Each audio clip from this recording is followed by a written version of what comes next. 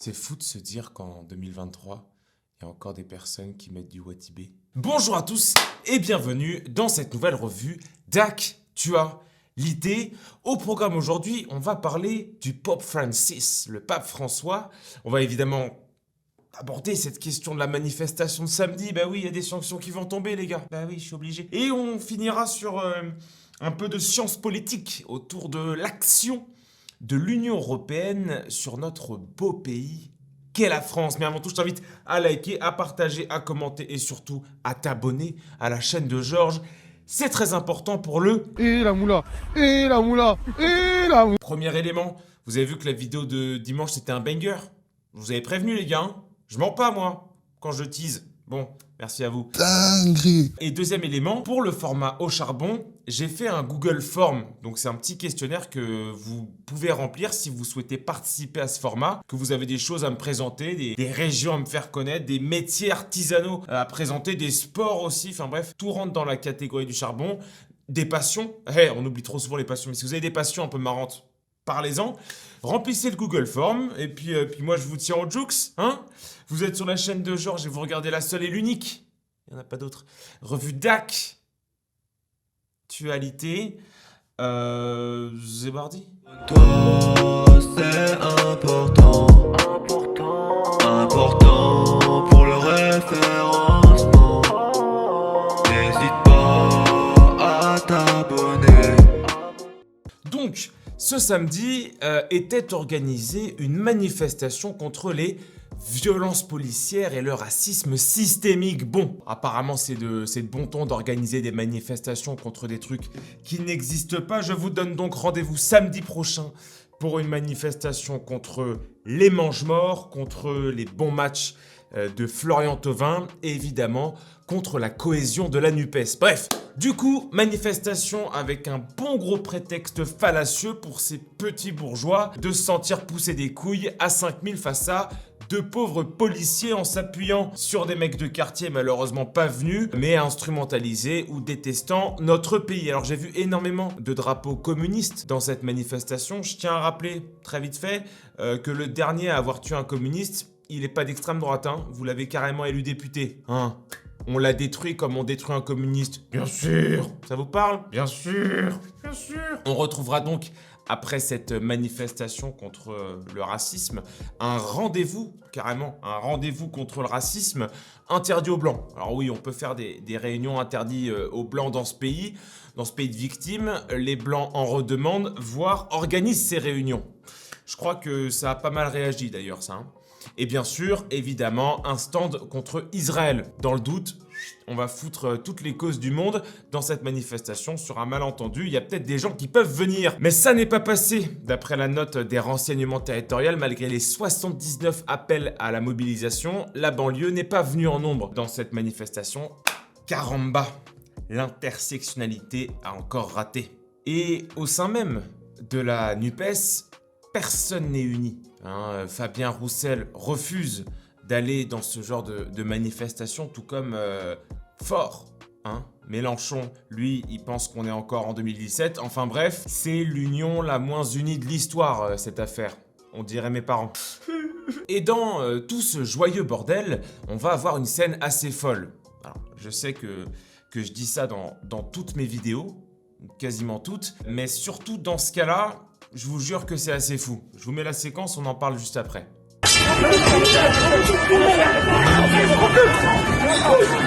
Évidemment, les gens voient cette scène, ils voient un policier qui sort son arme sur des manifestants, et là tout de suite c'est une honte, c'est un état fasciste, c'est un état policier, et oui mais non. Le média qui sort cette séquence, c'est Blast.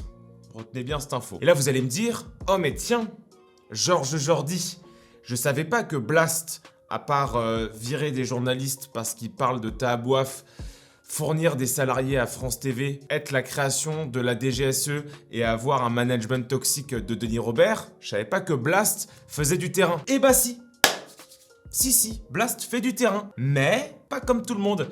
Le média, en l'occurrence, il omet le début de la séquence qui amène le policier à sortir son flingue. Et dans cette séquence, on voit une voiture de police bloquée, prenant des coups de barre de fer et des projectiles. Donc, ce qu'on va essayer de reprocher au policier là en question, c'est d'avoir sauvé sa vie. C'est de la putain de légitime défense ce qu'il fait le mec. Et ce genre de désinformation, à l'heure de la rapidité des fake news et des informations tronquées, dans un climat qui est aussi dangereux pour les forces de l'ordre en France, selon moi, ce que fait Blast en désinformant à ce point-là, c'est criminel.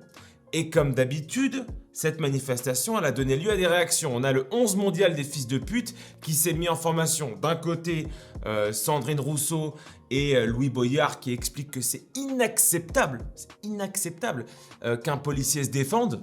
Hein. C'est même pas que la police soit respectée, hein. Mais ils ont même plus le droit de se défendre, les mecs. À croire que la seule chose qu'ils peuvent faire, c'est se suicider ou se faire tuer dans une manifestation. Mais en silence quand même, les gars.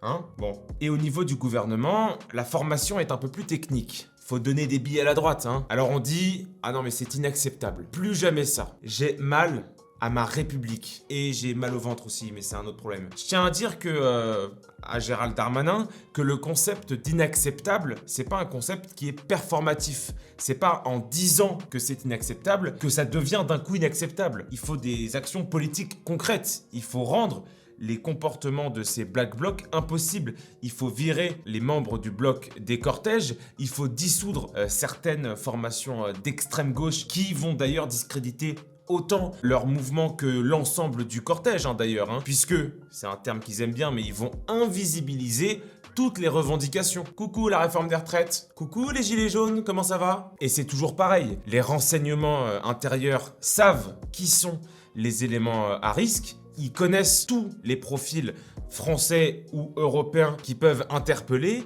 mais ils préfèrent envoyer des pères de famille mal armés se faire lyncher plutôt que organiser une riposte politique, voire sécuritaire, digne de ce nom pour protéger les forces de l'ordre et même pour protéger la bienséance de l'ensemble des manifestations dans ce pays. Bon, alors, François, le pape, c'est quoi le problème avec l'Europe ? S'explique l'ensemble de la polémique qui touche à l'église catholique ce week-end. Samedi dernier, le pape François a conclu sa messe géante à Marseille par un discours digne d'une ONG sur le soutien que devaient apporter les Français aux migrants et même plus généralement les chrétiens aux migrants. Déjà, le pape à Marseille, on se dit pas cool, hein, il aurait pu venir en France. Je plaisante, la France n'existe plus. Bref. Du coup, suite à cette déclaration du pape, il y a eu une levée de bouclier à droite. Mais non, le pape ne peut pas dire ça, c'est honteux, nanani, nananer. Plusieurs choses. Premier élément, le pape ne parle pas de n'importe où. Il est argentin et les Argentins n'ont pas le même rapport à l'immigration que nous. Puisque, grosso merdo, il y a 1000 ans, il n'y avait pas de Messi et de Zanetti en Argentine. C'est tous des enfants, des fils ou filles de migrants originellement, les Argentins. Donc, pour un Argentin, faut être sacrément armé intellectuellement pour s'opposer à l'immigration. Ensuite, notre pape, qui n'est pas du ouf, mais François, il est jésuite. Et les jésuites sont connus pour mettre l'accent sur la justice sociale et sur l'aide aux plus démunis, y compris les migrants. Maintenant, quand le pape s'exprime sur un domaine qu'on juge politique, ce qui est le cas ici, on appelle cette déclaration faillible. C'est-à-dire que on écoute ce qu'il dit, on respecte ce qu'il dit, on le respecte parce que c'est une personne importante qui le dit, mais ça ne devient pas une doctrine de l'Église. En revanche, lorsqu'il s'exprime sur un point précis de la religion, on dit qu'il fait doctrine et qu'il parle ex cathedra, c'est-à-dire qu'il définit une doctrine concernant la foi. Lorsque le pape François parle des migrants, il ne parle pas ex cathedra, c'est pas une doctrine de l'Église. Donc, il est faillible. Premier élément. C'est toute la différence entre une religion et une secte. Dans un mouvement sectaire, si on te demande de te jeter d'une falaise, t'es déjà en train de sauter. Là, c'est pas le cas. On laisse aux chrétiens le libre arbitre et une interprétation de ce que dit le pape. On a donc un pape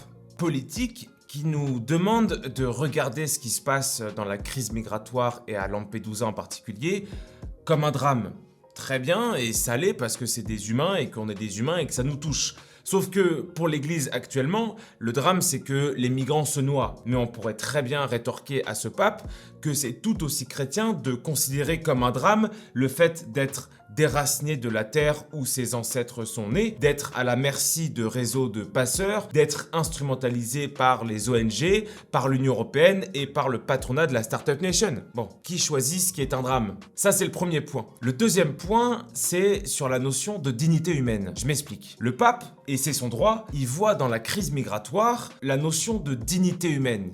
Il dit que ces migrants-là doivent nous renvoyer à la notion de dignité humaine. Alors tous les gens sont en mode « c'est le pape, trop cool, venez les migrants, j'ai du taf pour vous ». Oui mais non, cette notion de dignité humaine, il l'applique aux migrants, mais il l'applique aussi à certains avortements, il l'applique aussi autour du débat de la fin de vie volontaire. Mais ça, on oublie de le mentionner. Et on oublie trop souvent de dire qu'un des droits fondamentaux pour les individus, c'est de vivre sur la terre de ses ancêtres. Par exemple, la Déclaration des Nations Unies sur le droit des peuples autochtones, alors je sais que bon, on est en passe de le devenir, mais cette déclaration qui a été adoptée en 2007, elle dit qu'ils ont le droit de maintenir la relation qu'ils ont à leur terre. Et comme le rappelait Charlotte Dornelas, que je salue, salut Charlotte! Salut Charlotte! L'histoire des papes et des fidèles et des chrétiens, c'est pas une histoire toute rose non plus. Parfois, dans l'histoire, une grande majorité de fidèles vont protester contre les positions prises par l'Église. Alors c'est aujourd'hui sur l'immigration, mais hier c'était autour de la réforme par exemple, autour du Concile de Vatican II et sur plein de sujets de société où il y a un vrai débat de fond dans l'Église. Il y a une vraie polarisation des avis politiques au sein même de cette Église et ça peut entraîner des ruptures profondes dans l'institution. Un pape, c'est censé protéger la nation des chrétiens. Alors plus précisément, un pape, ça guide les fidèles. Mais quel fidèle va-t-il guider si on est tous remplacés? Quand le Christ, il dit à Pierre, tu es Pierre et sur cette pierre je bâtirai mon église, il rajoute pas, mais t'es quand même moins important que le migrant et d'ailleurs tu vas devenir une ONG financée par l'Union européenne. Non, il y a quand même une valeur de fierté dans le christianisme que le pape a complètement oublié en l'occurrence. En refusant de voir la submersion migratoire et les enjeux qu'il y a derrière, le pape se transforme, selon moi, et c'est mon avis, en idiot utile des agents qui sont derrière l'immigration. Parce que on se rend bien compte en voyant les profils à Lampedusa que ce sont les États africains qui pissent sur l'Occident depuis 30 ans, qui déversent leur trop-plein démographique sur l'Europe. C'est pour ça que c'est pas des migrants qui fuient la guerre qu'on a en face de nous, et c'est pour ça qu'ils vont poser problème. C'est parce qu'ils auraient posé un problème de sécurité intérieure dans leur pays d'origine qu'ils sont envoyés en Europe. On aurait aussi pu attendre du pape qu'il parle d'une population chrétienne ethniquement nettoyée. Je sais pas, je dis ça au hasard, genre l'Arménie par exemple. Parce que quand le pape François parle de l'Arménie, il est très mesuré. Hein, c'est-à-dire que des frères et des sœurs chrétiens se font fumer à tour de bras, et le pape il dit « Chut, il faut faire taire les armes ». Genre tu te fais violer mais il faut faire taire les cris quoi.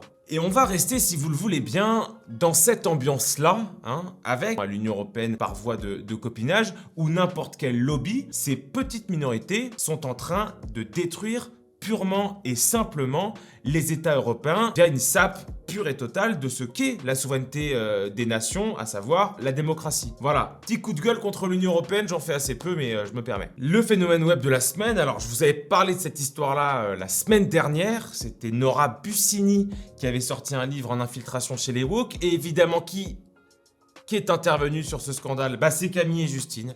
Camille et Justine qui ont expliqué que c'était tout à fait normal que des blancs se fassent virer d'une manifestation. Bah oui, hein, extrait. Moi, j'ai été engagée au service d'ordre de la Pride radicale. Et ben, je devais faire respecter la non-mixité. Mais non! Attends! Pas la non-mixité! C'est pas vrai! Oh, c'est trop! Vous devez, vous, demander à deux blancs de quitter le cortège. Waouh, ça c'est le truc le plus surréaliste de tout le livre! De demander à des blancs de laisser des personnes racisées en non-mixité! Il y a des gens qui disaient oui, toi t'es blanc, sors d'ici, etc. Oh, bon, ça, impensable! En tant que blanc, se faire virer d'un endroit! Mais attends, on marche sur la tête! Bon, j'ai déjà assez parlé de Camille et Justine, mais je trouvais ça intéressant d'aborder le sujet quand même.